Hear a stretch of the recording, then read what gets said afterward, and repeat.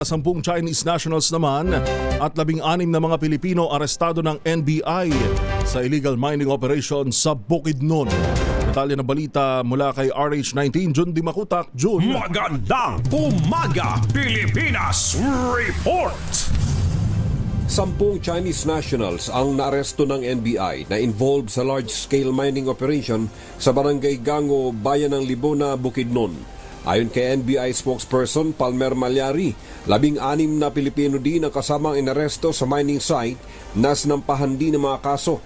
Kinumpiska ng National Bureau of Investigation ang mahahalagang mineral resources na namina sa lugar tulad ng copper ore at mga heavy machinery tulad ng specialized processing plant, heavy equipments tulad ng backhoe, dump truck at industrial generator sets. Nabatid mula kay NBI spokesperson Palmer Malyari na nagsanib pwersa ang NBI Bukidnon District Office, NBI Northeastern Mindanao Regional Office, MGB ng DNR at Libona Municipal Police Station at inilunsad ang raid sa lugar kung saan nadiskubre ang tunnel system ng pagmimina na nakadesign para sa high-volume mineral extraction.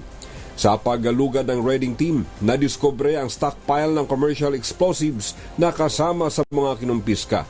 Agarang iniharap sa prosecutor's office sa mga Chinese nationals at kabilang sa mga kasong isinampa laban sa kanila ay ang paglabag sa RA 7942, also known as the Philippine Mining Act of 1995.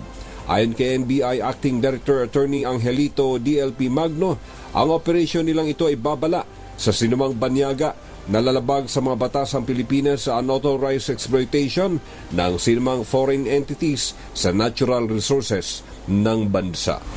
Mula sa Central Mindanao, RH19, Jun Dimakutak, DZRH, una sa Pilipinas, una sa Pilipino. Thank you. Maraming salamat RH19 Jun Dimakutak. Magandang umaga!